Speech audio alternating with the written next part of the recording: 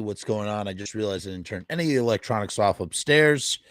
This might be a bit of a choppy stream. There's nothing I can do about it now because we have already started.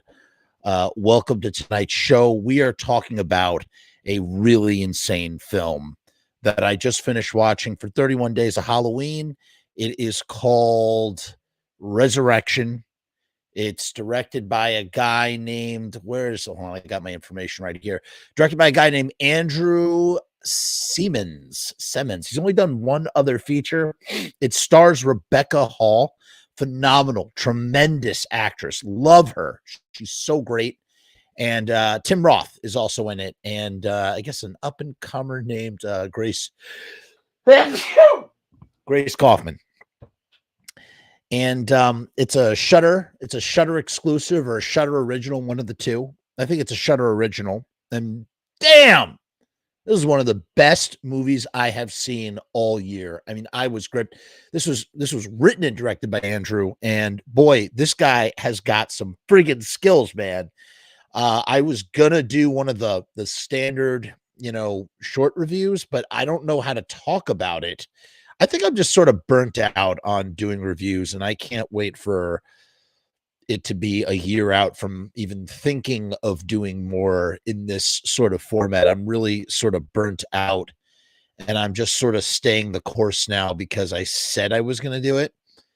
And I'm tired, man. I'm tired. I got a lot of other stuff I got to do, but I'm so close. This is movie 29. So I'm 29. I'm 2 movies out from completing my challenge. This is actually movie 28. I have to edit. That's the WNUF sequel. We'll talk about that, or you'll see that probably tomorrow on Halloween. Let's talk about this movie. Basically, it takes place in Albany, New York. Huge spoilers if you have not seen this film. Huge spoilers. Do not watch this review if you have not seen this movie. What's up, Michelle? How you doing? Michelle's popped in from time to time as I've been doing these reviews. I'm trying my best, Michelle, to hang in there for sure. I don't know how much longer that will last, but I'll do my best. Damn it, Janet. Damn it, Jeff. Is that what you were going for, Jake? You got Jake Bailey in the house. Okay, sorry. Anyway, let me get back to this. If comments come. All I'm saying is if you have not seen this movie, do not watch this review. This is something you do not want to be spoiled with. You don't want this to be spoiled at all. Thank you. Thank you so much, Michelle. Michelle says I'm doing great. I appreciate that, truly. And yes, it took place in Albany, New York. Okay, so anyway. So you have this woman, Margaret, played by the brilliant Rebecca Hall. She is just, I love her so much. She's also in The Prestige, which is a great film with Hugh Jackman and Christian Bale. And she's a single mom. She's this very powerful. This movie really is almost more of a, it's a slow burn character study, but the dread is so intense that you don't know where this movie is going to go. And it builds and it builds and you're glued. I was glued to my screen, just dying to know what's going to happen. So she's a successful businesswoman. She lives in Albany. She's a single mom. She has a daughter named Abby, who's 2 weeks shy of turning 18 and leaving for college. She's also having an affair.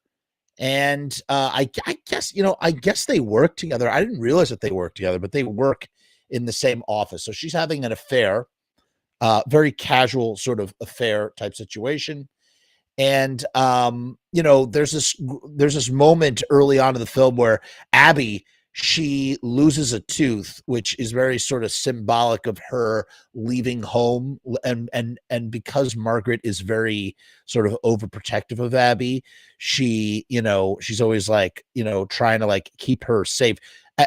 Margaret struggles with the need to being in control because of what happened to her in her past.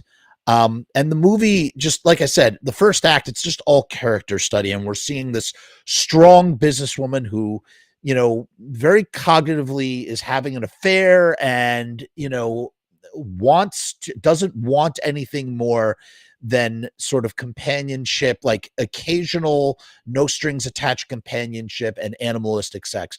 And she enjoys herself, and she has a pretty good relationship with her daughter Abby, who she calls Smidgen. I think it's so cute. She calls her, that's her nickname, Smidgen or Smidge. What a sweet nickname. And one day she's at like a conference for work. We don't know what she does. It has something to do. And this is, my biggest frustration, and the thing that I love more than anything about this movie is that they don't friggin' tell you shit. You don't know anything. They do not spoon feed you anything apart from this incredible monologue. We'll get to that in a minute.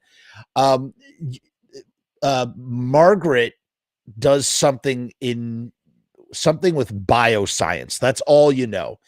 And she sees a guy named David. That's Tim Roth, who one day she's at a conference. She sees this guy, David, and she literally, all of a sudden, all of like these little aspects of her personality that we're getting through this first act character study start to come into razor sharp focus, because she goes from being the smart, firm, strong businesswoman that she is, and just quivers and shakes with fear, so much so that it oozes out of the TV into my pores, and I am quivering with fear as we are sort of audience and, in character on the screen are communally sharing some sort of past trauma, and we don't know what it's all about. And she just gets up out of this conference and just takes off running. She's a runner. She takes off running. She's in incredibly good shape. And, Rebecca Hall, she has such striking features. I don't know what it is, but she is just, her beauty is breathtaking. And she's not traditionally, I don't know how to describe this. She's not like traditionally aesthetically beautiful.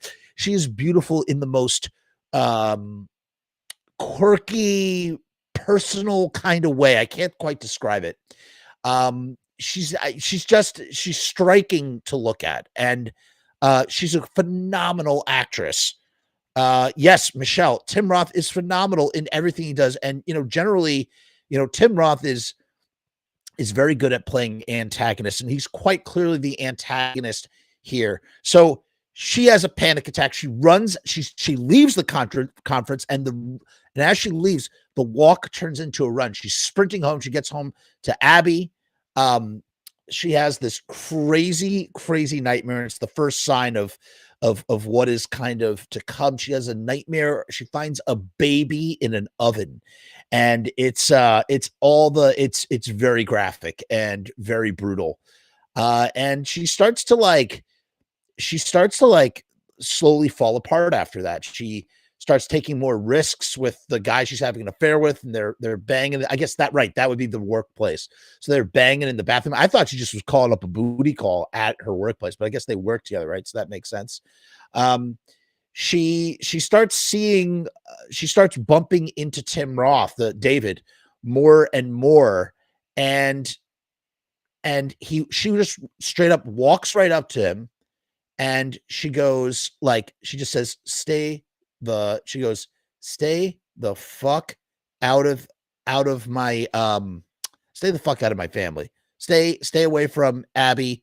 I will kill you. All this sort of mama bear stuff. And what is interesting, and this is the first clue, the first mystery here, Tim Roth is missing a tooth in the same way that Abby had a tooth come out of her mouth, which is a weird sort of coincidence, right? It's interesting.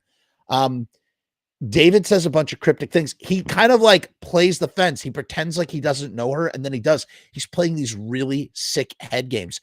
And for the first time, we see Margaret. She just cannot handle. It's like she can handle every man in her life. Like she's like counseling a coworker who was dealing with a really bad situation. She's like super firm with everything in her life. But when it comes to Tim Roth, this guy, he's the one guy in a weird kind of way. This movie could be best described as David Cronenberg doing Kill Bill volumes 1 and 2. That's the way I would describe it, man. Truly. And so she says, she goes to the police. Police are like, there's nothing we can really do, because David, played by Tim Roth, he was just in public places. Like he wasn't, there's nothing, he wasn't threatening her or anything, but just his presence is threatening. And she's like, she's freaking out. She's unraveling. She's really, really unraveling. And she ends up, either purchasing a gun or brandishing a gun of some kind. She's really worried. And then what happens is we get the full story. In like the best part of the movie is this insane monologue from Rebecca Hall that is absolutely worthy of an Oscar nomination, in my opinion. Just this one monologue alone, it's just so friggin' brilliant. And basically, she reveals that she had met David when she was 18 years old, a baby. She was 18 years old. Her parents were hippies. They were staying somewhere in very remote for some sort of research or something. And David was there. And basically he convinced, he basically groomed her. He groomed her via her parents and this, that, and the other. And she ended up moving in with him. And they had a great relationship for a little while, but eventually David becomes incredibly controlling and he's abusive. And he has this thing. He wants her to do these things called kindnesses. And it's sort of like, it's basically like, I don't know how to describe it. It's like through verbal control, he wants her to do these things that, walking barefoot or holding yoga poses for a really long time. And what she gets in return is his admiration and affection. And so she starts basically kind of like hurting herself in these endurance trials that are considered kindnesses. And eventually she does become pregnant and she gives birth to her son, Benjamin, in a bed. She doesn't go to a hospital or anything. And, David, he's like, you can't draw anymore. She was an avid drawer. You can't draw anymore. Just like your classic abusive relationship with a controlling, narcissistic piece of crap. And she really, she thought that she talks about how, her love for David was powerful, but she didn't know true love until she, met her son. And David didn't really appreciate that, clearly, because when he sent her out for supplies, David basically made Ben disappear, claiming that he killed Ben, the baby. All that was left of Ben was 2 fingers. So we never see these fingers and we never see anything. This is just a medium close-up shot of Rebecca Hall recounting this story. And her verbiage and delivery are so effective that the audience, as an audience member, I'm able to paint such a clear crystal picture of what had happened. And it's just, man, it's heavy. So she David claims that he had eaten Ben and that Ben was with him. It was the same thing. He keeps pointing to his stomach and saying that Ben is with him, right? And we'll get to that in a little bit, like why that is kind of crazy. So she flees to America, right? And Margaret, she's like sort of lost her mind, because this David keeps saying that like Ben is inside of me, and it's just like this insane manipulation. And again, the movie is called Resurrection, so already at this point I'm thinking, okay, so maybe Ben really did die, but then he's been resurrected somehow, and that has to do with the bioscience research that David is involved with, and her. I don't know how else to explain it. So Margaret, fast forward now, Margaret is like, she keeps following him around. She's like a moth drawn to the light. Even though she's repulsed by Tim Roth, she is still so completely attached to him. She sticks to him. And you know what else is sticky? Like, you know, when you stick to someone who's super toxic and narcissistic, stickers are sticky, like riot stickers. And we're doing a special deal with riot stickers here at the Frumess channel. You go to riotstickers.com/Frumess, Frumess, and you're going to get 1,000 stickers for $79. You can't beat that. These are UV coated stickers, so they're protected from the sun. They're printed on vinyl so that they're waterproof. And like I said, you're not going to find a better deal than 7 cents per sticker. So let us play our nifty, handy dandy little theme song before we move on here with the review of the show, which I'm finding difficult to discuss, even doing it live like this. You know, I just was like, man, I was supposed to make like a short video. I was like, I don't even know. I'm just going to go live. I'm so burnt out.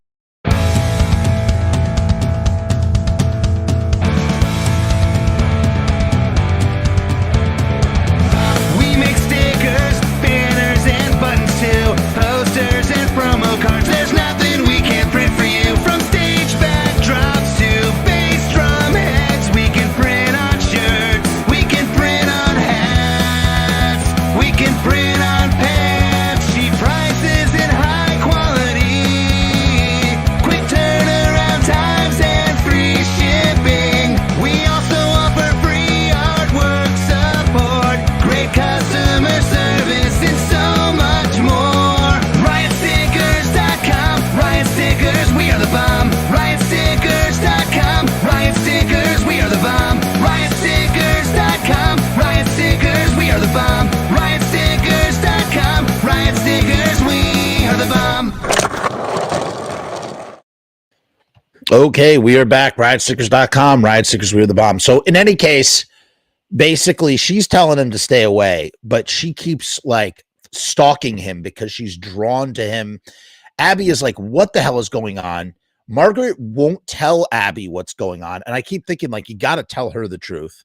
The guy she's having an affair with, Peter, he becomes incredibly worried about her, and he's reveals that he's actually in love with her and whatnot. And Margaret eventually realizes, she finds out where David is staying. And up to this point, here's the other thing that's interesting too. Up to this point, I'm not even sure if David is real or if he is a figment of her imagination. If he was a figment of her imagination, this would have been a supreme cop-out. I would have been really upset if he was a figment of her imagination. I wanted him to be real. It just would have been such a, it would have made this very interesting sort of story into just super contrived, and it would have upset me. And so I'm really glad that's not the case. So Rebecca is basically trying to get up the guts to kill Tim Roth's character because she thinks it's the only way that she can keep Abby safe. He's been sort of stalking Abby. And, you know, you're also thinking, is he Abby's father? But we realized that she hadn't seen him in 22 years, which puts her age. She is 40 years old. She has a daughter that's about to turn 18, and Ben would have been 22 years old if he is still alive, like she said. She gets into his apartment where he's sort of staying, and she finds like the comforter that Ben used to be wrapped up in. And then the tables get turned. She puts a gun to David's head, but he overpowers her. And he says, if you kill me, then you kill Ben. And we still, you know, then I start wondering, okay, is this going to be, has he somehow fused Ben's body to his body? And this is sort of like what is that, like Kalatu, that, you know, from Total Recall, you know, the guy who has his twin brother in his chest. That's what I'm thinking is going on here. And I'm not really sure. And then maybe here's the symbolism that we're starting to see, because here's the thing. David, he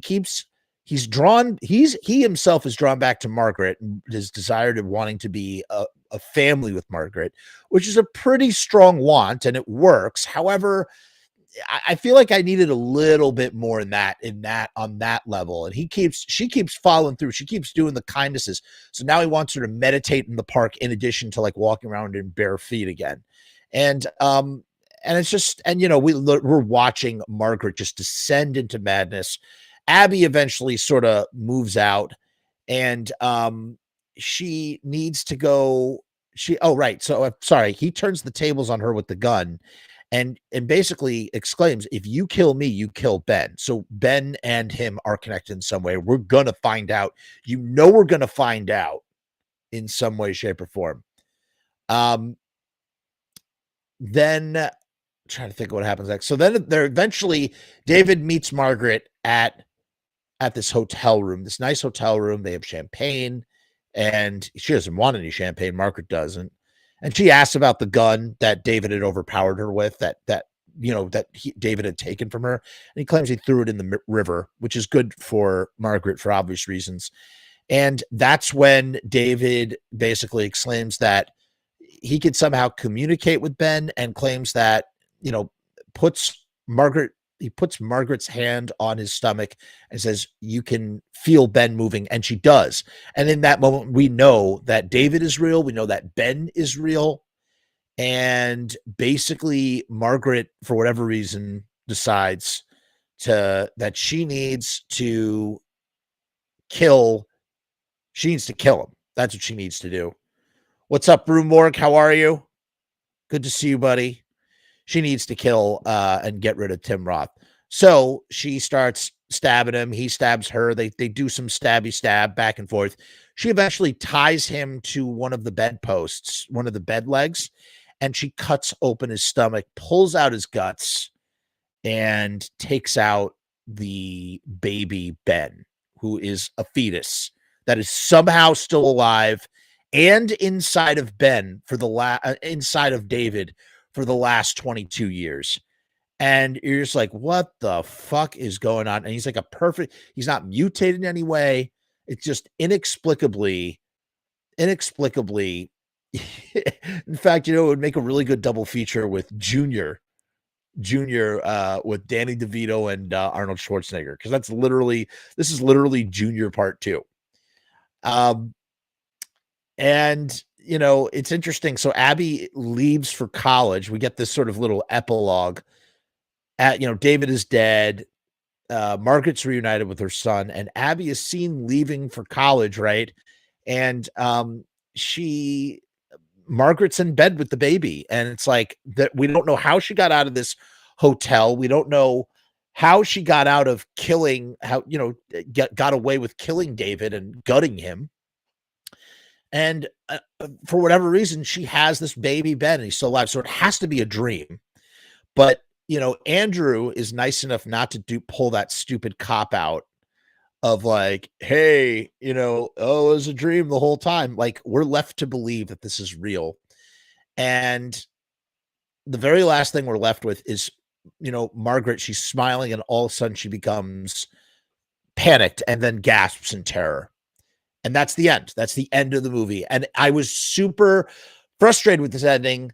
And yet at the same time, I was really glad that they didn't try to explain more stuff, because if they had tried to explain it more than they did, I mean, they gave us plenty of clues. And now it's time to sit and try and figure out what the fuck was going on. So that was sort of a breakdown of the story. I thought, like I said, I thought it was great. We are building with dread towards this eventual culmination of just a fantastic David Cronenberg-esque, gutting scene, that sort of thing. And now we're left wondering, picking up the pieces, what the hell happened? What is going on? Obviously, so right off the bat, Tim Roth's character and his connection to Ben is sort of like, must be some kind of meditation about like how we are connected to how, no matter what happens, no matter how far away we want to get potentially from the parents, the other parent of our children, meaning our baby mamas and our baby daddies, no matter how much we hate them or are repulsed by them, if we are, that they will always be connected to us through the children. And so through her love and connection to Ben, her child, she finds herself inexplicably drawing herself closer and closer towards David and destruction, because she literally becomes toxically sick being in his presence. And he's Machiavellian in his charm. Everything that he does is calculated. He knows that she is following him. He knows exactly what he's doing. There's not a moment when Tim Roth is on screen that I don't think he ever doesn't anticipate Margaret and what Margaret plans to do. The first time that he is truly caught off guard is when she pulls the knife on him, and then when she guts him and cuts out the baby. Those are the only two times this happens at the end. That's every other time I think that Tim Roth's character knows what's going on. And that blew me away. Let's look now. I'm going to look now at some Letterboxd and Shudder reaction reviews, because like I said, I don't know what the fuck this movie, I don't know what is going on.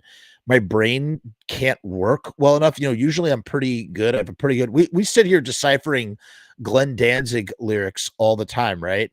So, I'm pretty good at coming up with, working through the clues, but I have no idea what is going on. So we're going to take a look. So this is Shudder right here, and it's got 4 skulls out of 5 skulls, which is really good.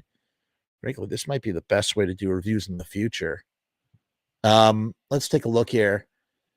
A tale of ever-increasing delirium, anchored by a powerhouse performance and capped off with one of those truly shocking finales instead of a neat little bow. I agree. I agree. Good point. I went to the movie without knowing anything. Blah, blah, blah. Nope.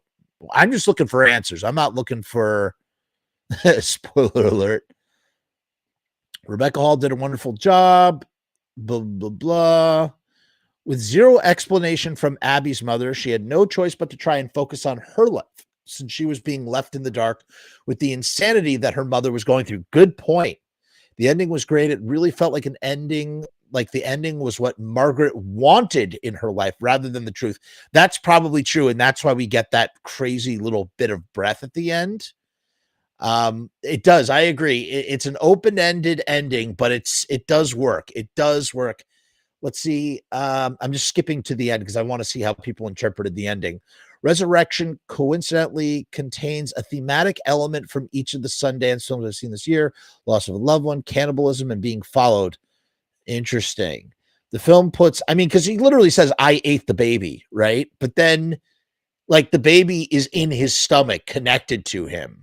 It's like more like he resurrected the baby. He grew the baby somehow. This doesn't give us any answers. Here we go. Resurrection was such a refreshingly honest portrayal of the effects of repressed and unresolved abuse on Margaret. Yes, very true. The banality of evil. Okay. But nobody can, when you search online for a recap of a plot ending, you can either blame yourself or blame production. Great performances here and moving depictions of abuse and trauma. Absolutely. But another one of those movies where you're responsible as an audience member to answer what happened questions. I'm too old to put together things that editing and directors left for me. And they only gave it 2 out of 5 skulls. So while I do agree that that's exactly what this movie is doing, I don't think that's a bad thing. I think it's challenging and I like it. I'm happy for it. Spoilers, it starts off pretty good. He ate the baby and now the baby has been in his stomach the whole time. Yeah, it's just really weird. I really wonder, I have to ask Bob Rose. What does Bob Rose think about this movie? I want to hear what he thinks happened. Okay, so Zen Rebel says, witnessing a woman's sad decline into mental illness is now horror. It is kind of, it's horrifying. Not my cup of tea, understandable. Nothing about it is horror. It's a sad exploitation of an emotionally fragile woman. Typical male tropes of pregnancy, mother, guilt, male domination. Sad to see Tim Roth in a shallow role of a male prosecutor. I thought it wasn't shallow at all, man. I thought it was actually, what he was doing, he is all those things, the male domination and he is all the male tropes, but he's doing it with depth. He's doing it well. At the end with the double dinner knife fighting was laughable. I don't know, man. I don't know. Nobody seems to be able to answer what is happening here. It's annoying. I kind of want some answers. Okay, let's check Letterbox. See if by the way, if any of you are on Letterbox, go follow me there if you want to see what I am watching. If you want to see what I am watching, you can also follow me on Spotify if anybody's interested. I know it sounds kind of narcissistic, but check it out. It's got 3.4 on Letterbox. Let's see what they say. Yeah, Letterbox is really fun because you could see what your friends have been watching and stuff. So I'm always following my friends. I see what they're watching. They see what I'm watching. You can leave reviews. Usually you see your reviews from your friends right at the top. All right, I am going to try to find. This is pretty good from Justin Liberty, who used to do all the programming at my local Alamo. He says, finds idiosyncratic footing between a 70s revenge film and the type of odd, intimate genre space of William Friedkin's Bug, where the less you know going in, the better off you are. Hall and Roth are terrific. Made me think more than once of the pairing of Sam Neill and Isabelle Adjani in Possession. That's a good comparison. Possession right there. Let's see if it doesn't nobody knows. Oh, this is great. Seems like the run-of-the-mill paranoid thriller until the audacious 8-minute unbroken close-up monologue by Rebecca Hall, which shatters the veil of normalcy. Yeah, that is great. Yeah, it is, man. You really need to see that. There you can see my review. I gave it 4 stars out of 5 stars. He says this inner child work is getting ridiculous. That's pretty funny. Let's see if we can find some more. I'm not getting the answers that I was hoping for. I was hoping somebody would be able to really sort of drive it home here. Here's another person. The long close-up monologue by Rebecca Hall was quite needed to shed what I thought was going to be an all right thriller. Went real intense and kept going. An absurd concept that it is an absurd concept.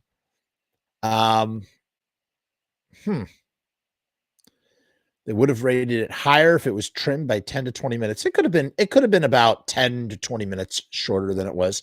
I didn't mind. I was okay with that. I was cool. I was cool the whole friggin' time. I was just riding it. No, this is not, someone didn't like it. But nobody's trying to interpret the ending. Yeah, Tim Roth was horrifying. What does the tooth mean? What is the representation of the tooth? He is missing a tooth, and she loses a tooth. The baby, he becomes pregnant with the baby. He is carrying their child. I don't know, man. I just don't know. I really don't know how to friggin' interpret this. But it's really, really, really good. Let's see. This is the last one I'm gonna look at, and we'll wrap it up. No, nothing. Okay. Rebecca Hall is a deranged girl boss for a presumably evil biotech company. The kind of job where you say fuck it meetings and do nothing all day if you want. She's got a teenage daughter and a squeeze. Life is great. Then one day at one of those blow-off professional conferences, Tim Roth shows up. Now, I didn't know jack shit about Tim Roth's character in this movie, and it's one of the funniest things I've seen all year, so I'll lay off. Roth coming round makes Hall even more deranged when she's finally ready to spill the beans, all the mishigas in the now famous 8-minute monologue. You better believe Hall is in top form. She really is. And he says it's Taxi Driver ending. Yeah. But nobody can tell me what happens at the end. Nobody. It seems that you literally need to take it at face value of what is happening. And, or maybe that's what, I don't know, man. I really don't know. I'm left guessing with this one. But it was really enjoyable. I highly recommend it if you just watch this very spoiler-laden review. I still think it doesn't. Her performance is so magnetic. It doesn't take away if you were to still go and watch it. So check it out. That's on Shudder. We got a couple more reviews, and then we're gonna go back to our live show format. We got some episodes of Pizza Punk coming up. Got a lot of good stuff happening. I'm going to be reviewing Jerry Only's Anti-Hero album, and we'll probably publicize that a little bit more. But I got to go because I got to edit another review right now. Peace, hair grease. Hey guys, what's going on? It's Jeff. So I've decided to make a Patreon. What is Patreon? I don't know how to define a Patreon. Let me look it up. Patreon is a membership platform that makes it very easy for creators to get paid for the things that they're already creating. I want to do it full time. I want this to be my full-time job. In my efforts to make that happen, I've set up this platform. Is it going to work? Is it going to be successful? I don't know, but I would rather try and crash and burn than not try at all. The goal is to create enough passive revenue so that I can continue to do this full-time, uninterrupted. Why? Because I love to do this. I love creating content. I love making videos. I love shooting films. I love doing podcasts. In case you couldn't tell, I love to talk and I never shut the fuck up. So right now I've kept the Patreon incredibly simple. There's 2 tiers, and that may change in the future. The Murdergram is a simple way to extend support for all of the hours and hours of free content on the channel for nothing more than $1.